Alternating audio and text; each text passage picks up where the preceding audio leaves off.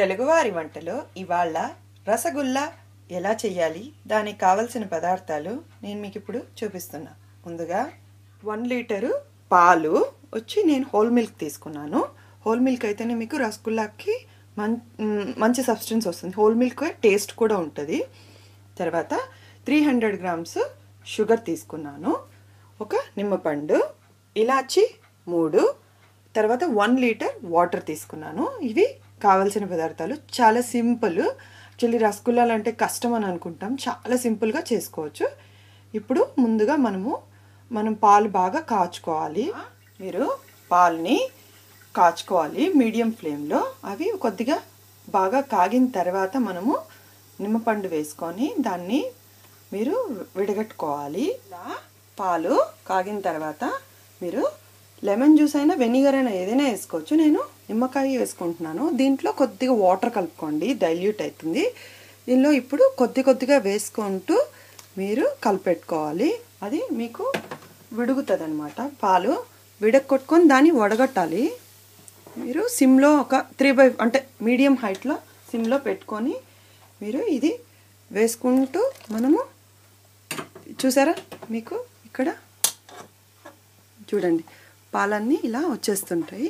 మీరు మొత్తము పాలు ఆ వాటర్ అంతా సపరేట్ అయ్యే వరకు మనము చేసుకోవాలి. ఇది మనము వడగట్టుకోవాలి. మీకు దీన్ని ఒక 10 to 12 వస్తుంది మీకు మీడియం సైజు రసగుల్లాసు.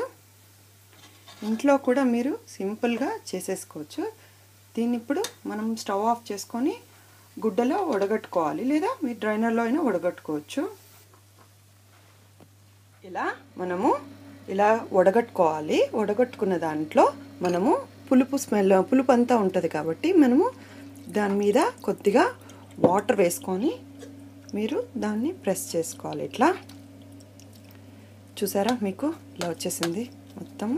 సో మొత్తము మీరు వాటర్ వేసుకొని దీన్ని బాగా పులుపు అంతా దాని లోపలికి వెళ్ళేలాగా కొద్దిగా చల్లారిన తర్వాత దీన్ని మెత్తగా చేసుకోవాలి. ఇప్పుడు కొద్దిసేపు చల్లారిన తర్వాత దీన్ని మెత్తగా మీకు ఉండలు కట్టుకునే లెవెల్లోకి తీసుకురావాలి. సో కొంతసేపు చల్లారాలి, ఒక 1/2 అవర్ to 1 అవర్. ఇలా మీరు కొద్దిగా మీరు మెత్తగా ఇలా చేసుకోవాలి. ఇలా చేసుకుంటే మీకు ఉండలు కట్టుకునేకి ఈజీగా వస్తుంది. అలా మొత్తము మీరు బాగా మెత్తగా ఒక ఉండ షేప్లో తీసుకురావాలి. ఇలా మీరు చపాతీలు రుద్దేది కానీ లేదా ప్లెయిన్ ప్లాట్ఫామ్లో అయినా మీరు చేసుకోవచ్చు. ఇలా చేసుకున్న తర్వాత మనము ఉండలు చేసుకోవాలి. మీరు మొత్తము ఈ ఉండ షేప్లో తీసుకురావాలి.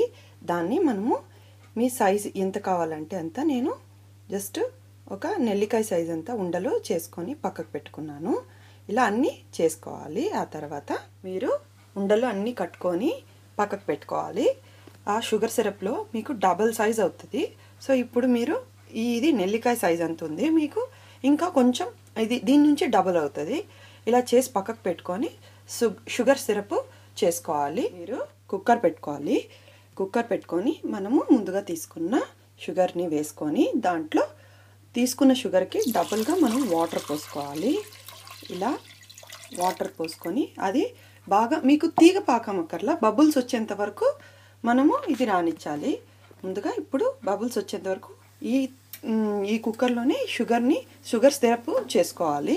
దాంట్లో మనం ముందుగా తీసుకున్న 3 ఇలాచీని వేసుకోవాలి. మీరు ఇలాచీ వేసుకొని ఇలా బబుల్స్ వచ్చేంత వరకు మీరు షుగర్ సిరప్ చేసుకోవాలి. ఇలా చేసుకున్న దానిలో మీరు ముందుగా ఉండలుగా చేసుకున్న దీన్ని యాక్చువల్లీ పన్నీర్ లాగానే ఉంటుంది మీకు. దీనిలోకి వేసుకోవాలి. కొద్దిగా తగ్గించుకొని వేసుకోండి, ఎందుకంటే మళ్ళీ మనము విజిల్ పెట్టాలి. ఇలా అన్నీ వేసేసుకొని ఒక 2 విజిల్స్ రానిస్తే మీకు సైజ్ వచ్చి డబల్ అవుతుంది. ఇప్పుడు దీన్ని అన్నీ వేసేసుకొని మీరు ఇలాచి చాలా సింపుల్, చూసారా, ఏదో కష్టము రసగుల్లాలు అని అనుకుంటారు. సో ఇలా చాలా ఈజీగా మీకు ఇది అయిపోతుంది.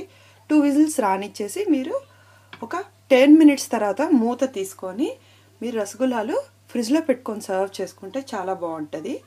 సో ఇవన్నీ వేసేసుకొని మనము విజిల్ పెట్టేసుకోవాలి. కుక్కర్లో 2 విజిల్స్ వచ్చిన తర్వాత ఆఫ్ చేసుకొని 10 మినిట్స్ అయిన తర్వాత మీరు మూత తీసుకోవాలి.